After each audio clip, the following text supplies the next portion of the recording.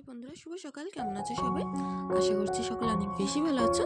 আমরাও না বেশ ভালো আছি। আর আজকে সকালটা শুরু করছি সকাল 6টা থেকে।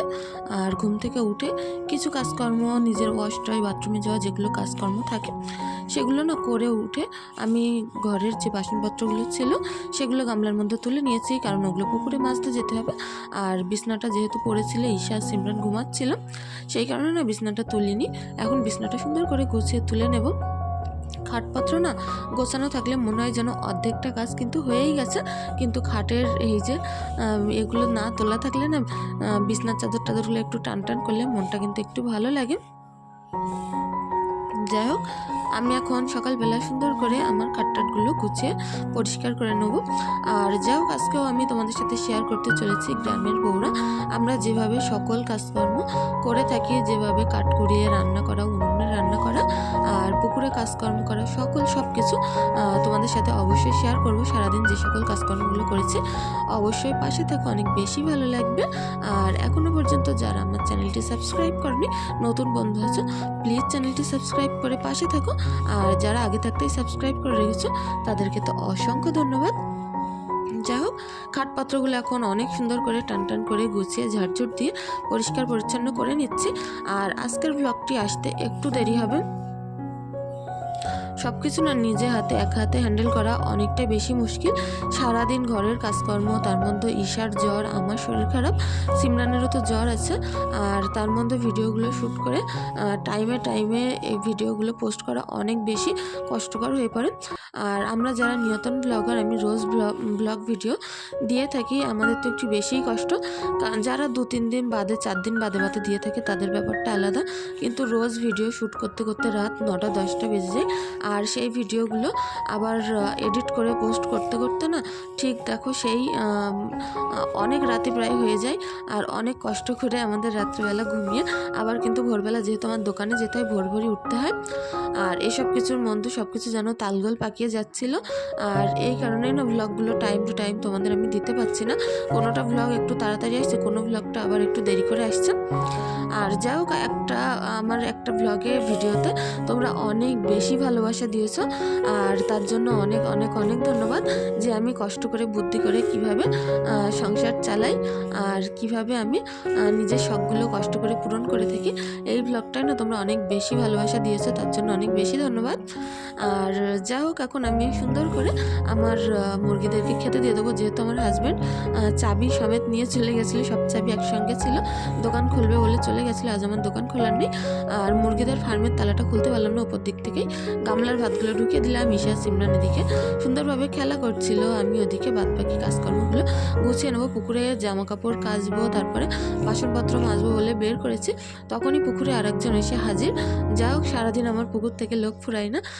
তাকে বললাম তুমি কাজটা করে নাও, তারপরে আমি না হয় পুকুরে নামবো, এসেছো যখন করেই নাও। আমি তারা উঠোন কাটানগুলো সুন্দর করে ঝাড় দিই। আমি না আমার পুকুরে কোনো সময় প্লেস পাই না, যখন তখন যে না সে কি বলবো, সবসময় পুকুরে কাজকর্ম করে, আর আমি করতে গেলে ঘন্টা কি ঘন্টা দাঁড়িয়ে থাকতে এমনভাবে চলতে থাকে। যা কোনো সমস্যা নেই, এখন আমি উঠোন কাটানগুলো ঝাড় দিয়ে নেই, যে কাজ করছে সে উঠে যাক, তারপরে আমি নামবো। আর এপাশের একটা পার্ট, পুকুরের এ সাইডের পার্টটা এখন আমি ঝাড় দিয়ে নেবো, যেহেতু অনেকটা বড় উঠোন, ঝাড় দিতে না অনেকটা বেশি কষ্ট হয়। আর কিছু তো করার নেই, ঝাঁটাটা অনেকটা বেশি ছোট হয়ে গেছে। দেখি ওপরে অনেকগুলো কাঠি চাষা আছে, সেগুলো দিয়ে নতুন ঝাঁটা বেঁধে নেব, তারপরে হয়তো কষ্টটা একটু কম হবে। আর এখন আমি পুকুরে চলে আসলাম, এত গাদা জামা কাপড় বাসনপত্র নিয়ে, এগুলো না পুকুরে বলে একটু যেন কষ্টটা কম হয়, ঘরে করলে না এগুলো একটু বেশি কষ্ট হতো, কারণ তোলা পানিতে কাজ করতে যেন একটু বেশি কষ্ট হয় মনে হয়। আর পুকুরের পানিতে না যেই সে ঝপাঝপ হয়ে যায়। যাই হোক, এখন সমস্ত কাঁথা কাপড়, জামা কাপড় যেগুলো এসার আছে সেগুলো সুন্দর করে আমি ধুয়ে নেব।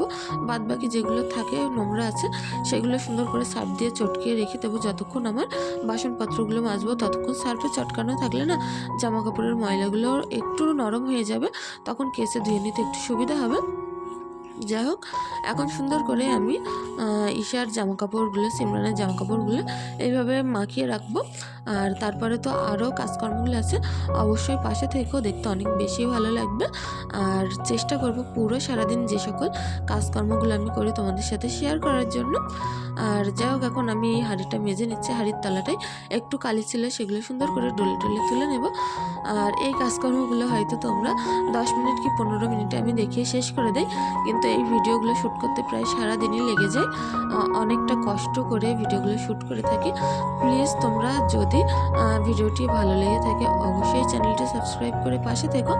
আর যদি বেশি কিছু ভালো লেগে থাকে অবশ্যই একটি লাইক, একটি কমেন্ট করে দিয়ে যেও।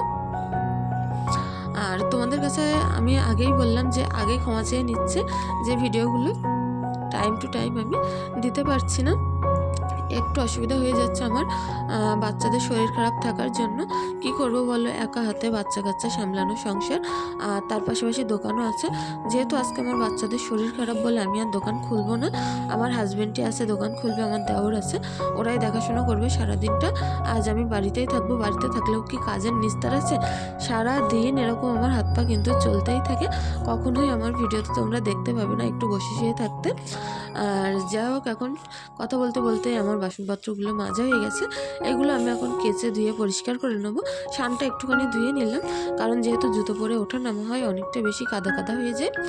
আর তারপর এখন আমি সুন্দর করে একটা একটা করে কেচে ধুয়ে নেব।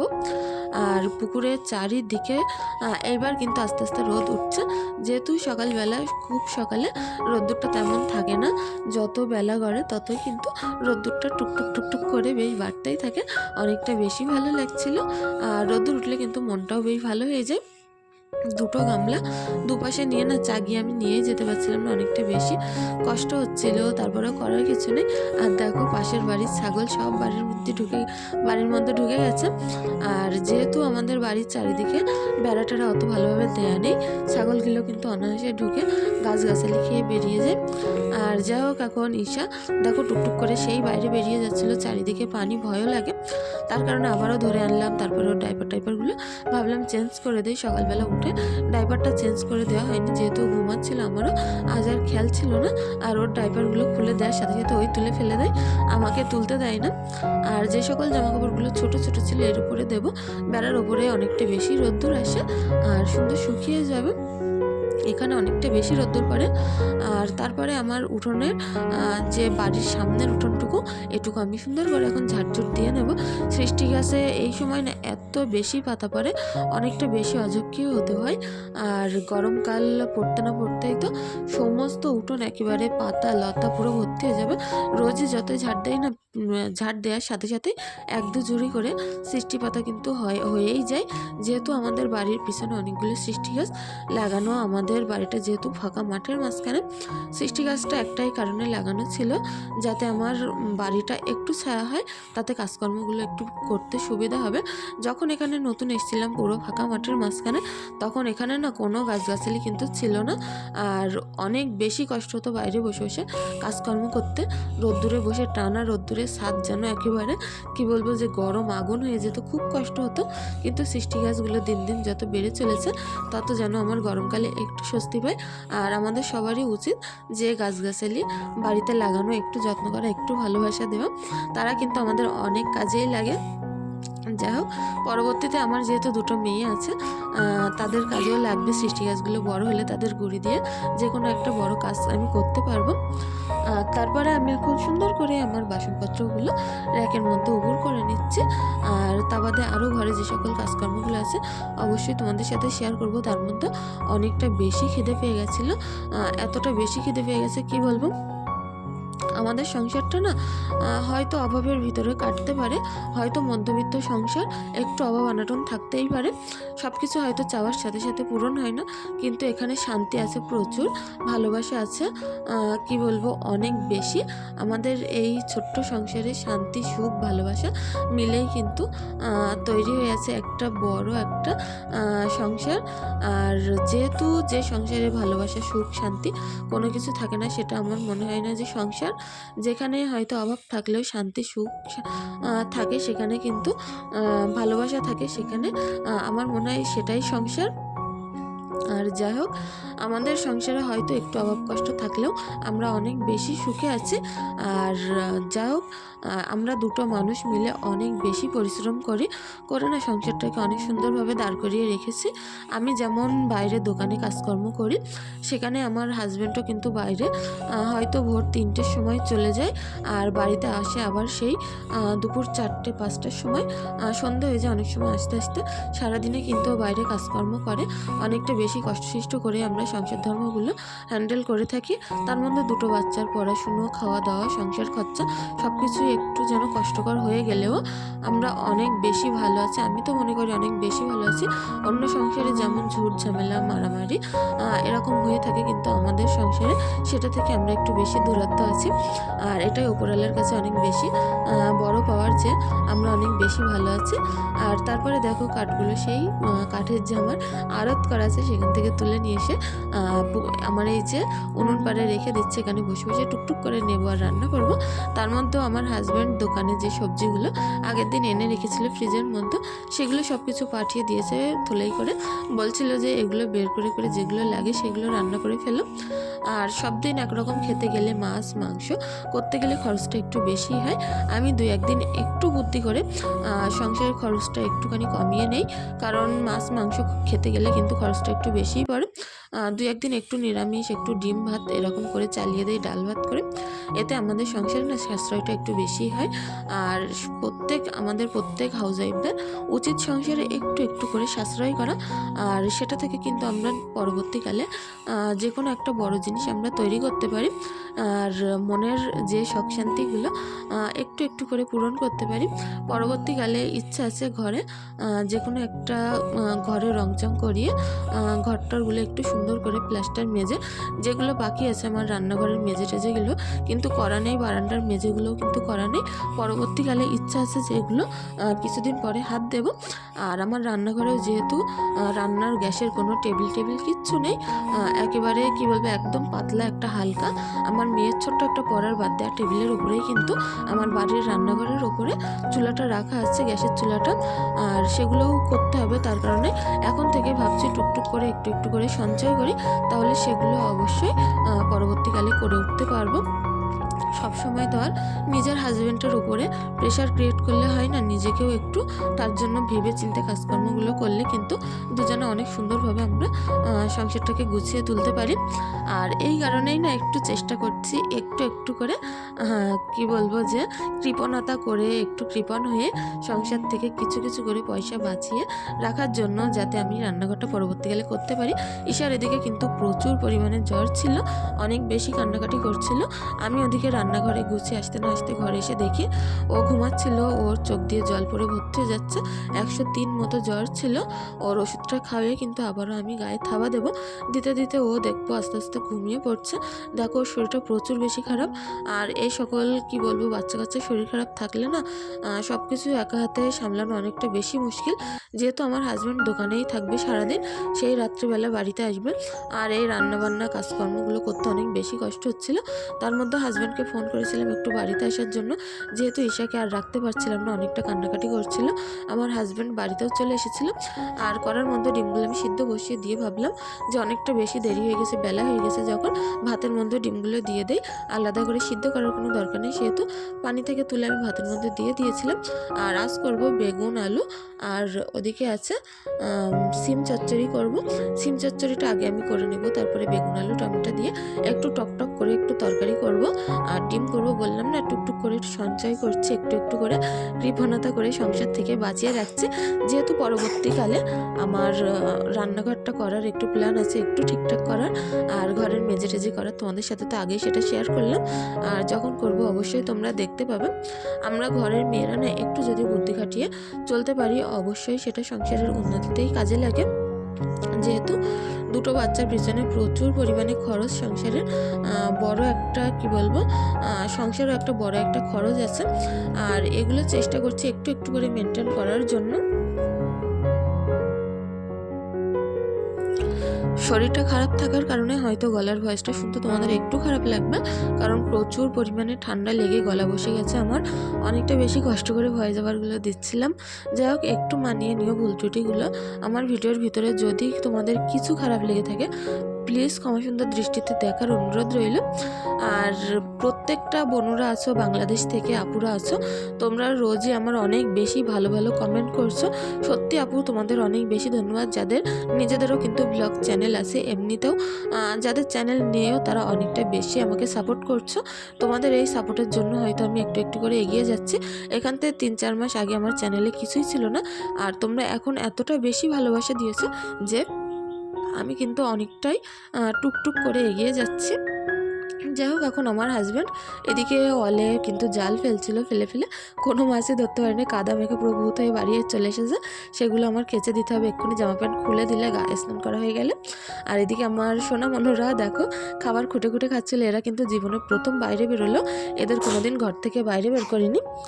আর তারপরে আসলাম সন্ধ্যাবেলা, জামা কাপড় যেগুলো ছিল ভিজেগুলো সেগুলো একটু দড়িতে মেলে দিচ্ছি। আর যেগুলো শুকিয়ে গেছে, ঈশার জামা কাপড় অনেকটা সকালে মেলা ছিল, এগুলো কিন্তু ভালোভাবে শুকিয়ে গেছিলো। এগুলো আমি এখন ভাঁজ করে করে ঈশার বাস্কেটের মধ্যে রেখে দেবো।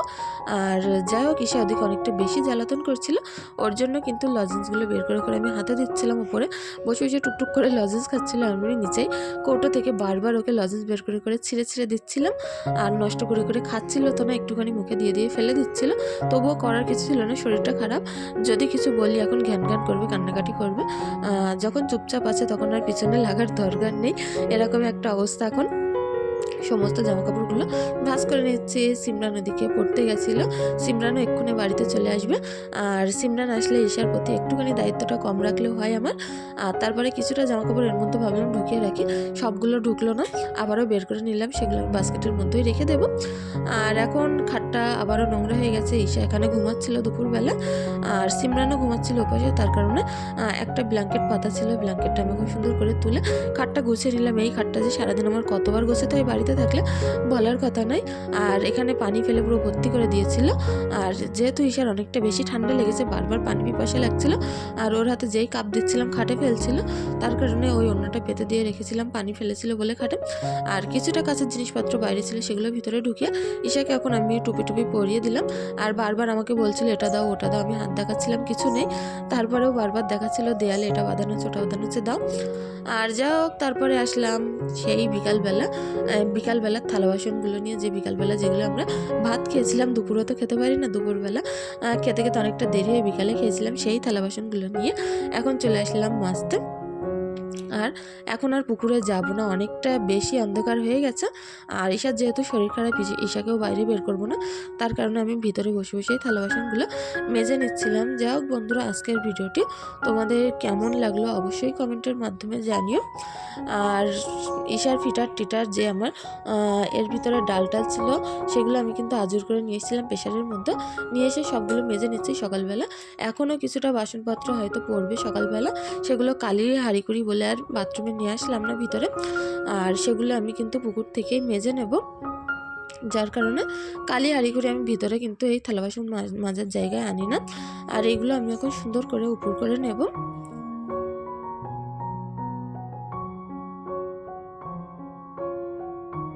থালা বাসনগুলো উপর টুপুর করে দিয়ে একটুখানি চা করে নেব, নিয়ে আধ ঘন্টা বসে একটুখানি রেস্ট করব। তার মধ্যে ভাবলাম যেহেতু আমার অনেকটা বেশি ঠান্ডা লেগেছিল, চা খেতে অতটাও ভালো লাগছিল না, চায়ের সাথে একটু বেগুনি ভেজে নেব, নিয়ে খেতে কিন্তু অনেকটা বেশি ভালো লাগবে।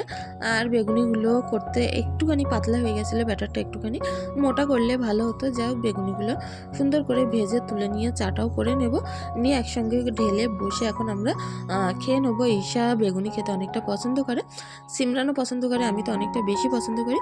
আর বেগুনিটা দেখো অনেকটা বেশি সুন্দর হয়েছিল, আর চা দিয়ে বেগুনি খেতে অনেকটা বেশি ভালো লাগে।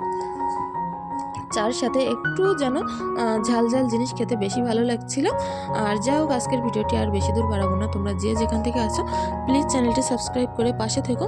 আর যদি কিছু ভুল ত্রুটি থাকে অবশ্যই ক্ষমা সুন্দর দৃষ্টিতে দেখো। ধন্যবাদ, সকলে ভালো থেকো।